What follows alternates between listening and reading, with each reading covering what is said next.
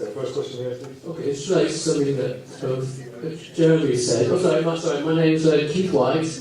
I'm from Cheltenham CLP, first time delegate to this conference. Okay, so it's to do with something Jeremy talked about, ISIS and the Paris attacks, etc., and the problem in Syria. We're talking about community now, and very often when these attacks happen, you get, especially the right-wing press, you get saying, well, the Muslim community have got to apologise for being Muslim, sort of thing. And really, somebody actually in a question time, young ones in a question time recently, that we're all in it together, the whole community is in it together in terms of sort of showing a united front against terrorism and extremism. And this sort of community aspect, what do you think about that? Okay. If I can go to the two questions at the back, please. Hello, my name's Hannah Dowd from Thornbury Gates CLP. Is there any way we can partner with other parties and non-party organisations on campaigns such as the voter registration one, which is so important particularly in areas where the Labour organisation and the Labour brand isn't as strong, so that it can build consensus around these issues? Karen Smith was saying that she missed the Lib Dems and she's being it was a bit of a joke, but that's part of the reality on the ground in some of our constituencies. So that these campaigns gain more credibility and are seen as less of a partisan thing. Okay. And what question on the back row? Thank you. My name is Leslie Mansell. I'm from the Unite Union. I'm also a parish councillor. And I really welcome what Jeremy has been doing and saying about really returning the party to the members rather than this presidential American style, which really hasn't worked.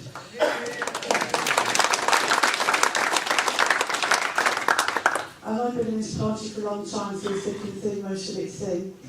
I'd just like to pick up on a point that Thomas made, which is really important, where he talked about a working party from the NEC. Now, we've seen momentum setting up, and that seems to be replicating a lot of what's been happening. But David Miliband also set up something called Movement for Change, and we work with them out in Radstock in North East Somerset. So I'm wondering if that is still going, if we should perhaps link in with that, or whether we should be linking more with Movement for Change. Okay, this is the first three. Get your questions ready for the next round. Shall I say here? Shall I do the send down? Yeah, okay. Keith, welcome to your first Southwest Conference. You enjoying it?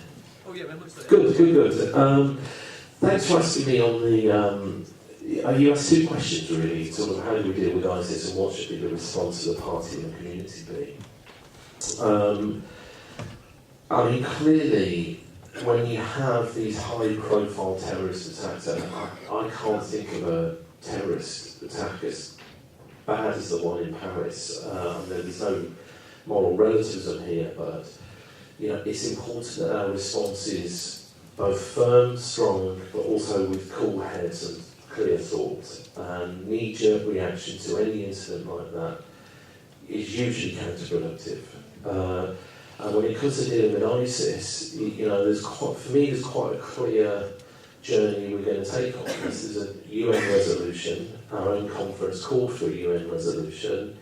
The Prime Minister has yet to make his proposals about how, what he wants to do in Syria and how we deal with ISIS, but we have to consider that in light of our own discussion at our conference and at Shadow Cabinet, and we'll reach a collective decision on that, and that's how we'll proceed in Westminster. But there are lots of things we can do to try and bring communities together in defiance of those terrorist acts. In Sandwell we had a sort of multi-faith event on Friday. I'm sure the same is happening in towns and cities up and down the country. So our response must be clear and firm, and we need clear heads to work out the way forward, and I think we've got that. On the issue, Hannah, you raised voter representation and partnership working. In a funny sort of way, one of the goals I think we have with the new way you organise, I want to see communities organised, and the opportunities that digital gives us is to allow people, very often from particular campaigns, maybe single issue campaigns or particular sort of groups, to journey with us in campaigning as a party. We're quite brittle, aren't we? Our borders aren't that porous to partnership working. I hope digital will give us that opportunity. When it comes to our political opponents, there's always a tension in the system there, isn't there? For example, I'm hoping to set up a cross-party group in Westminster that deals with a government commission to look at the Freedom of Information Act, for example. And it's delicate, but where it works, I think you should try your best. Although, like Karen, I probably share her sort of, faint nostalgia for the Liberal Democrats. That's a joke, by the way. I don't feel any nostalgia for the Liberal Democrats. But I know the point you're trying to make. And then I'm sorry, I missed your name at the back, but I heard you were from Unite. And, for me, there are lots of groups in the party, and people go and organise in different campaigns and, have a particular sort of political hue. For me, this is about what culture have we got in the party. And, there are always there's always been sort of, for me, three broad pillars of thought that build on who we are as a party, what we are as a party. You've got your kind of classic socialist position of people who believe in a very strong state with far more public ownership. You've got your pure pro-European social democratic strand that you can trace back to the Gates Scolites, and then you've got social reformers and ethical socialists from the Christian socialist tradition. And in our 115 years of history, we've more or less, those three traditions have more or less rubbed up against each other, and we've worked it. Harold Wilson managed to have Roy Jenkins and Tony Benn in his cabinet. And so it's about the culture of respecting difference.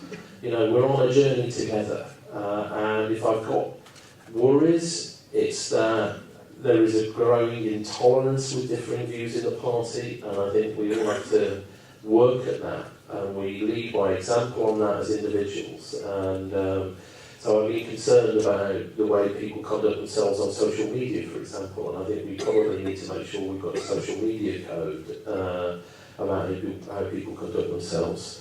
But that's a problem to have, isn't it? We've got all these new members and supporters, 600,000 now, we're doubling membership in lots of constituencies. I'm not sure others have that challenge, and the other one, which is a party that is dwindling in every community and not hearing what communities are telling them and not being a voice of communities. And, if we can get to 2020, having restated the case of community organising and found new ways to give our members the power to organise themselves, I think we'll be in a much better place. I'm just going to be very brief because we want to bring in more questions, but on the last point, I don't know if Movement for Change is still going, but as Tom says, there are quite a few different groups out there. I actually would just rather we were all working under the umbrella of the Labour Party. That's what unites us. And of course there will be groups that are pushing for certain ways of doing things, but let's make it so that the Labour Party is in touch with our communities, that does that organisation. And after all, we all share the same values. On the Muslim communities being asked to apologise for terrorism, I totally agree with you that the vast majority of Muslims absolutely condemn what happened. I sent out a statement to be read out at a multi-faith event on Friday in Bristol, very much in touch with the Muslim community here. I think Marvin was actually at that event.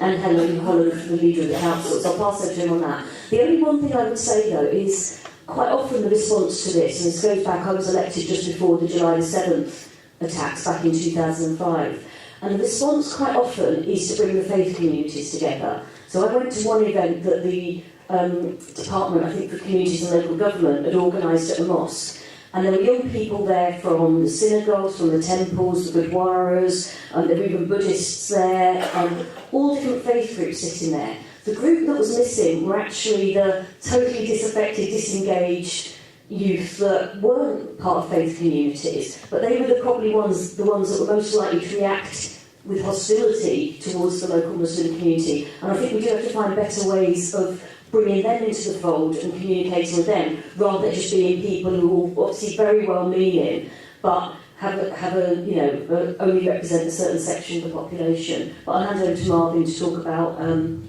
more detail.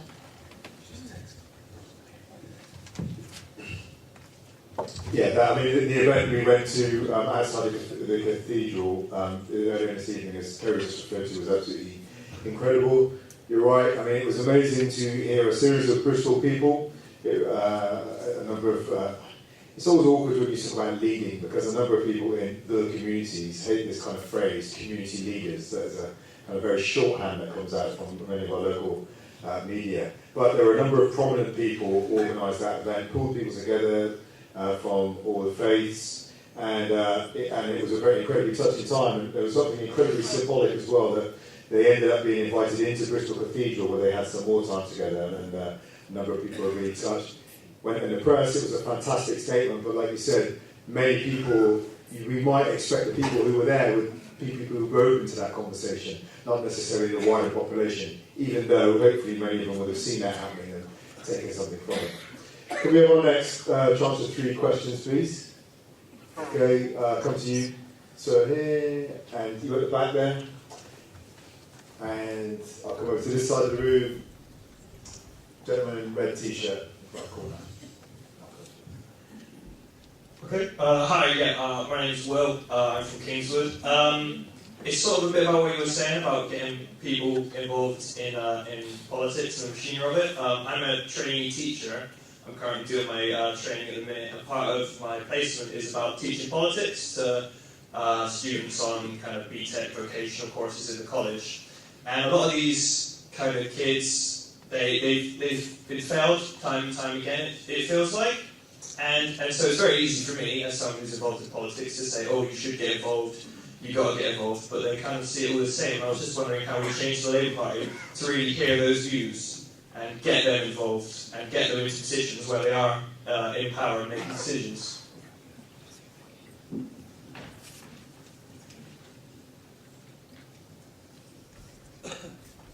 Thank you. Brenda Weston, Taunton constituency Labour Party, and NPF rep, one of the NPF reps for the constituencies in the South Western. My question really is about the future for the policy forum as part of the review that's going on. In the early days, and I've been on the forum for a long, long time, and I know Kerry and you, Tom, will have been familiar with the process as well. In the early days, in the South West, we had a really vibrant policy forum process. We had regional forums, and we had members coming along who didn't necessarily speak at party meetings, but came along to the forums and got engaged in a way that you can't online. So I just want to put in a plea, really, for a rethink about how the policy forum process is supported across the regions, and hopefully the improvements will include something along those lines. That's my hope. From this works. Barry Brown, GMB up at Cheltenham. My question is about Syria. With a commitment to a solution other than force of arms, and with all the moderate Syrians fleeing the country, would a political settlement not be shaded towards Daesh or ISIS? And has the Labour Party considered a policy to redress the balance? Okay, well, thank you for raising how we support our young members. They're growing in huge numbers, by the way. Part of our membership growth are young people in their 20s, and I think that's gone up by about 50% since May. And you may not think this, but I was the young delegate that moved the resolution to create Young Labour. You're not supposed to laugh at that one. Back in the early 90s. And you know, the idea then should be the idea now is that you create a space where young people can organise themselves, decide their own campaign priorities, and be supported by the party nationally in so doing. And I would very much like to think that those new young members can be supported with new training and political education. It was a surprise to me that for the last 10 years we've not had a political education officer at the National Party. We do sort of campaign training, but we've not been doing political education. I think it's absolutely vital. So, finding the space for young members to be organised, supporting them with training and education programmes, and maybe finding more resources so they can go out and do proper campaigning, I think is some of the things we can do, and that will be part of the things the NEC working group consider over the coming months. And Brenda, one of the other things they'll consider is how do we, fundamentally, how does the Labour Party make policy? I still believe the national policy process, the forum process, was an improvement on the previous sort of cut and paste, print stick democracy, cobbled deals at the party conference. It involved more members. But I think we've got a way where there are still many, many local parties that now feel they don't get a say at the very start in the policy making process. If you join the Labour Party, most people join because they want to change the world. And I think you should be able to join the Labour Party and know that if you've got an idea or there's a change you want to make, you know the journey that idea can take and where the decisions will be made in policy terms. And that's about creating a participative culture that allows members to be fully part of that process. And that means we've got to support the policy making process. Angela Regal is leading on this. She's the chair of the MPF. And I know that she will be seeking the advice and ideas of local parties over the next few months about how we can further improve what we do.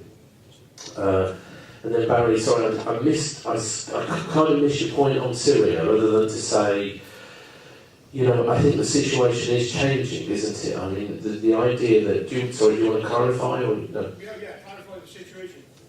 With all the moderates leaving Syria, who's fleeing the country, what's going to be left are the hardliners in any sort of situation?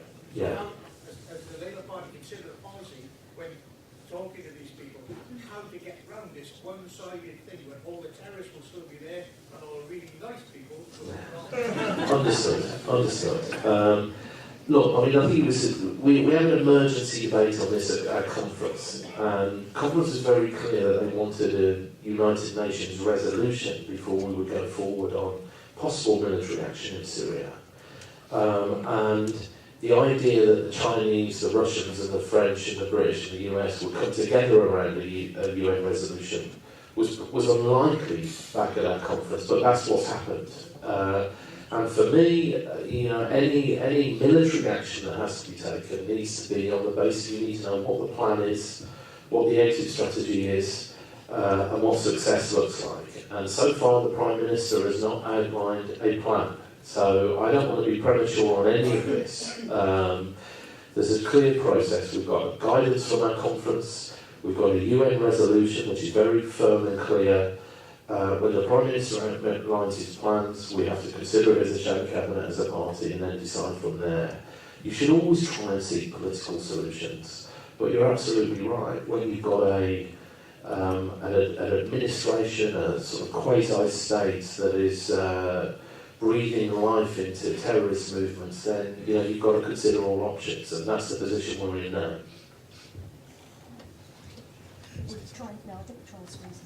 Okay. Let's get another round in, just on the front row here.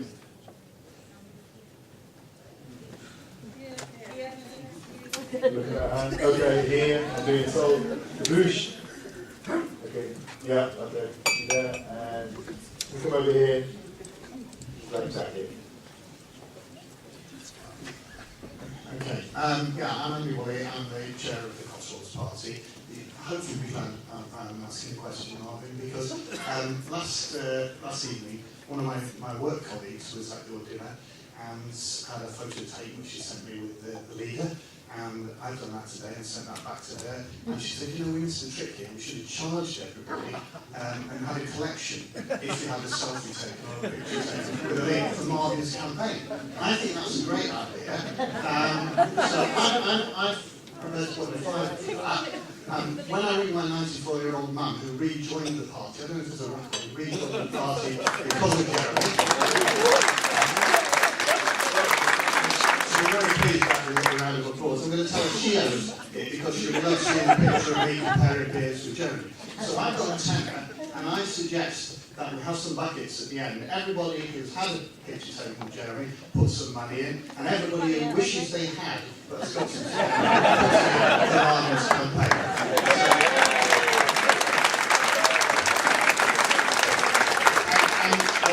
I do also have a question, because we want you to win. It'll be a real beacon for us in the Cotswolds and the other rural areas if we have real Labour representation here. But we then need Kerry to come and talk to us about what we're going to do in a rural community, how we get people to vote Labour there, and if you come, we've got a really good pub that serves vegan meals in Tetbury, and we'll buy them. Can you tell us what you're going to do for rural areas as well? Okay, thank you. Go ahead. I'm going to sound like a bit like a stuck record of mine about the media coverage of terrorism. David Cameron came out recently and said that we are all in together. We should be united as Britons on condemning terrorism, regardless of faith background. He was right in saying that.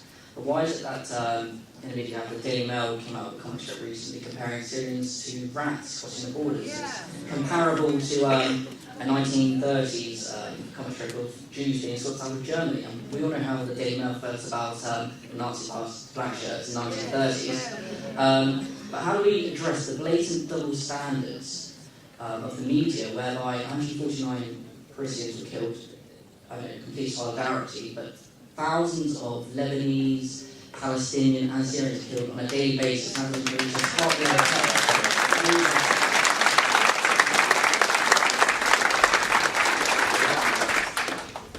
Hello, good afternoon. My name is Katie and I'm from the Poole constituency Labour Party down in Dorchester. Down in Dorset, sorry. But I teach in Dorchester. I'm head of sixth form in the largest state school comprehensive. And I heard a couple of weeks ago, to my horror, that the Conservative Party are looking at increasing tuition fees for some of the best universities, those with the best sort of record of teaching and best record in research, and looking at allowing them to charge even more than £9,000 a year. So I'm really worried for the young people at my school, and indeed young people in subsequent years, about how much debt they're already getting when they leave university. But what if some of those top universities are going to put their fees up even further? And we've already spoken about crises in housing, and Marvin a moment ago you said about the gentrification of certain areas in Bristol. Young people just aren't going to be able to afford to own their own homes or pay rent when they've got this extra tax, and I'll call that a tax. But we need young people to go to these universities, into the best universities, because they're the ones that are going to plough all their knowledge and training back into our society. And I haven't really heard anything this afternoon about the Labour Party's sort of policies or views or positions on education in schools or indeed in higher education. So I just wonder what is our position here. Okay, some quite amorphous questions there, but I'll try and be tight in my answers, and if I'm not comprehensive enough, get me at the end. Andy, I was laughing at your idea of a photograph, because one of my best friends rang me in a embarrassed phone call and said, I've asked my wife what special present she wants for her 50th birthday, and she's asked me to call you because what she wants is a picture with Jeremy Corbyn. Which, now that is Jezza power for you, right? That's Jezza power for you. I can see, and he, when he appointed Kerry as to the Shadow Cabinet, by the way, he said, look, she said to me beforehand, you know, I'm a vegan, this might be a little bit difficult for you, Jeremy, occasionally, and he said, don't worry about it, we'll just appoint a carnivore as your number 2. And that's what he did, I think. So, anyway, it seems to be working out okay, even though you said I was a Dire Straits fan. And I'll never forgive you. Your point about rural communities, though, is a serious one, because you know there are plenty of parts of the country where we've got to reach out to our rural communities if we have a chance of forming a government in 2020. And the coastal towns say the same to me. How do we organise support? How do we give a policy, make sure our policies are focused on addressing the concerns of people in rural areas as well? And I do think that digital is in some way might help us to do that by bringing communities of interest together in the digital space. I'm not just saying, I keep talking about digital, it's not the only answer, but it's one way people can be brought together. I tried this in the Deputy Leadership Campaign with young members doing sort of conferences where we were participating from parts all the way around the country. Our coastal towns that have tourist interests can do that. They're hundreds of miles apart, but digital allows them to share their ideas that cross constituency boundaries in a way that's simple, cheap, and you can do it in your living room now. And I hope that when we get the working group on digital going, we can perhaps have a rural slant to that so that we can work out new ways of supporting our members in rural communities. Katie, you're in a lovely part of the world. I lived in Dorchester for 6 months when I was a teenager, and some of the six best months of my life was spent down there. Your substantive point about tuition fees. Jeremy is committed to them being zero. That he stood on a platform of that. I think our Shadow Chancellor, Mr. McDonnell, is trying to work a way that we can actually find resources to build that into a manifesto. I'm not sure if we'll get it down to zero in the end, but the direction of travel will be very clear. It will come down significantly under Labour.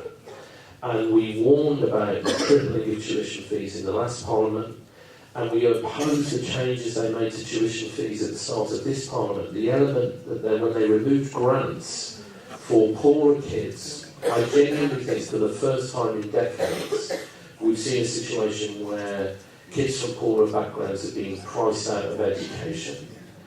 Now that's an individual tragedy for those people that choose to go into tertiary education, but it's also economically inefficient. They're not going to be able to contribute to the economy and society in a way that they wanted and could, and we've got to put that right. So I haven't got all the answers to you in sort of the first 6 months of a 5-year fixed-term Parliament, but make sure that when we've helped increase the participative culture in the policy forum, and you've met Brenda, who's one of your reps, you can make sure that funding of higher education is up there in that debate, and that supporting people who want to go into tertiary education financially and in many other ways should be at the heart of that process. Oh, sorry, second point, on the media, yes, I'm getting familiar with all the Daily Mail photographers now. On the first day being deputy leader, they were standing at the end of my garden path. I briefly thought, could I get the ladder and climb over the back garden fence to avoid them? And I thought, no, because then you'll fall over the fence and they'll photograph you being taken to hospital with a broken leg. So, we get to know each other. I guess my honest answer would be we should run a campaign to encourage people never to buy or read the Daily Mail.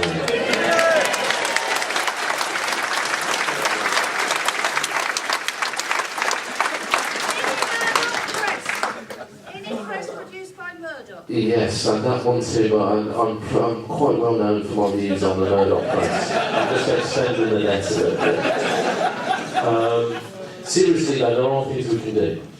For me, rebutting false media narratives like that one about Labour creating the banking crisis is a strategic goal of our policy and our press people. You can't just do it with a rapid rebuttal note on a tweet now.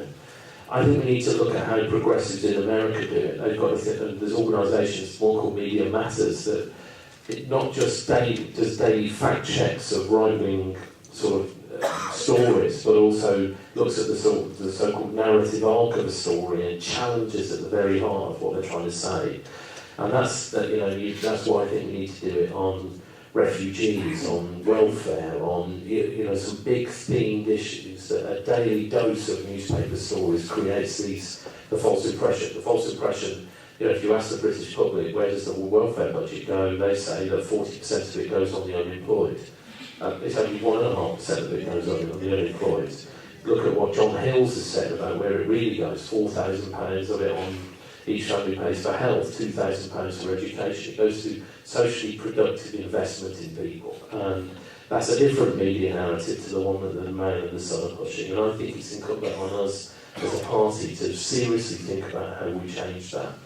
And there are partners that can help us. I think the trade unions need their own digital news service. You know, there's 4 or 5 million trade unionists' email addresses amongst the big unions now. I think they could really help positively tell the story of British workers through the voices of British workers. And whenever I tell the General Secretaries this, they look at me like I'm making another demand on them, and they're always very busy. But I'm going to apply myself to it over this Parliament. So it's not going to be easy, this, but I think the digital age gives us greater opportunities to further get a positive message out there.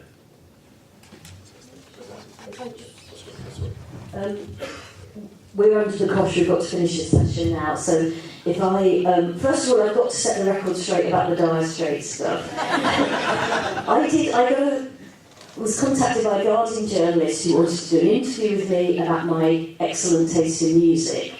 And at some point during this interview, he said, "Are there any other MPs that have got good taste in music?" And I said, "Well, there's Tom Watson, we went to a gig together at the 100 Club." And I said, "Mind you, he does like Romeo and Juliet by Dire Straits." And when this interview was published, that was the closing line. Tom's got good taste in music, but anyway, you may have different views on Romeo and Juliet, but that's the story. And I did.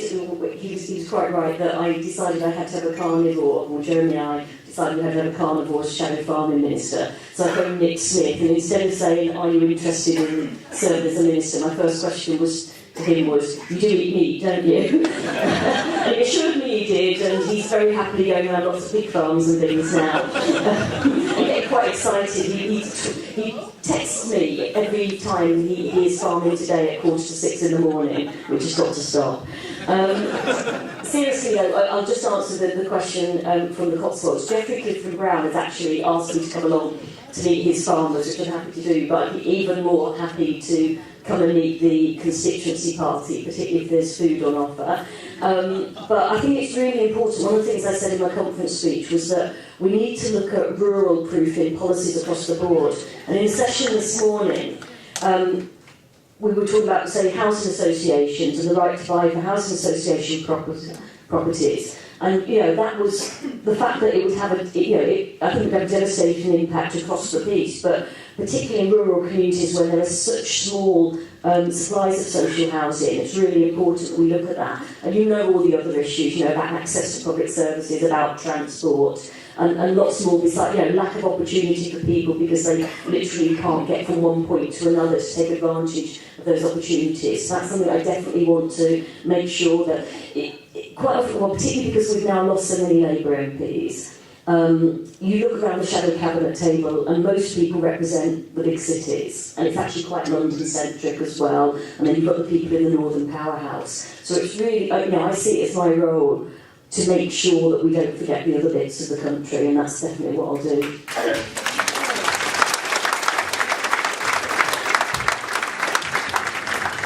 Okay, thank you. So that's the end of that session. Oh, well. Very succinctly put there, Marvin. Thank you for that.